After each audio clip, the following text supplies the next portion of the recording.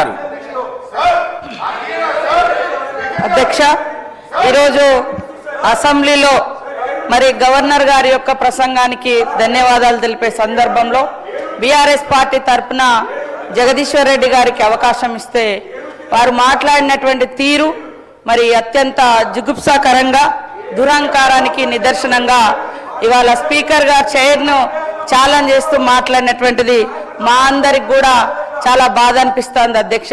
ఎందుకంటే అట్టడుగు వర్గాల బిడ్డలు ఇప్పుడిప్పుడు కొన్ని ఉన్నత పదవుల్లోకి వచ్చి మరి శాసనాలు చేసేటువంటి స్థానంలో ఉన్నటువంటి వాళ్లను భయోత్పాతానికి గురి చేసే విధంగా నువ్వు కేవలము అక్కడ శాసనసభలో అంటే స్పీకర్గా కూర్చోవడం మాత్రమే, నీకు ఎలాంటి హక్కు లేదు, అధికారం లేదు అంటే స్పీకర్ పదవి అనేది రాజ్యాంగబద్ధమైనటువంటి పదవి.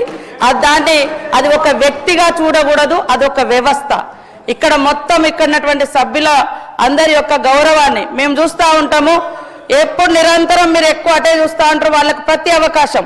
ఈ రోజు కూడా తలసాని శ్రీనివాస్ యాదవ్ గారు ఏ హోదాలో మాట్లాడినారు, అయినా మీరు అవకాశం అనేక సార్లు హరీష్ రావు గారు మాట్లాడతారు, అవకాశాలు ఇస్తూనే ఉన్నారు. కానీ మిశ్రము కాబట్టి ఈ రోజు సభ్యుడు ఎవరైతే మాట్లాడినరో అది నిజంగా అత్యంత అవమానకరంగా మాట్లాడినరు. అంటే ఈ రోజు ఎట్లా ఉందంటే కొన్ని వర్గాలకు కొన్ని కుటుంబాలకు కొంతమందికే గౌరవము, మిగతా వాళ్ళకి ఎవరికి ఆ గౌరవం దక్కకూడదని ఏకవచనం కాకుండా నీకు నీకు నీకు అని మాట్లాడినరు. మా దగ్గర విజువల్స్ ఉన్నాయి, అవన్నీ కూడా సభ ముందు పెట్టడానికి ఎప్పుడైనా సిద్ధం. కాబట్టి ఖచ్చితంగా ఒక దళిత జాతి బిడ్డగా మరి ఒక అత్యున్నత స్థానంలో కూర్చోవడాన్ని వాళ్ళు జీర్ణించుకోలేకపోతున్నారు.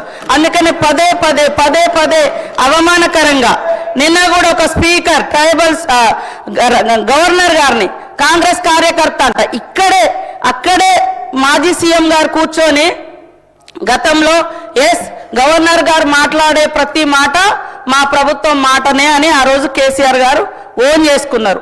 ఈ రోజు మరి కార్యకర్త అని అలా ఆపాదించడం, గవర్నర్ గారు కూడా ఒక రాజ్యాంగబద్ధమైనటువంటి పదవిలో ఉన్నాడు. కాబట్టి అక్కడ ఒక ట్రైబల్ గవర్నర్ గారిని, అంతకుముందు మహిళా గవర్నర్ను, ఈరోజు దళిత స్పీకర్ను ఈ రకంగా పదే పదే అవమానించడం అనేది ఏ రకంగా మీ యొక్క పార్టీకి శోభనిస్తుంది, అది ఏ రకమైనటువంటి సంస్కృతితో మీరు తెలియచేయాలి. అందుకనే ఖచ్చితంగా ఈ యొక్క సభా సాంప్రదాయాలు పాటించాల్సిన అవసరం ఉంది. మీరు అధికారంలో ఉన్నప్పుడు అనేక రూల్స్ తీసుకొచ్చి మేము కనీసం ఒక ఏదైనా పేపర్ కూడా పట్టుకొని నిరసన కూడా తెలియజేయడానికి లేకుండా చేశారు, కనీసం పోడియం దగ్గర కూడా రానియకుండా చేశారు. అయినా ఈ రోజు మీ యొక్క అన్ని హక్కులను కాపాడుతున్నటువంటి స్పీకర్ గారిని ఆ రకంగా టార్గెట్ చేయడము ఇది అత్యంత బాధాకరం. కాబట్టి సంబంధిత సభ్యుడిని సభ్యత్వం రద్దు చేయాల్సిందిగా శాసనసభ నుంచి ప్రతిపాదించడం జరుగుతోంది.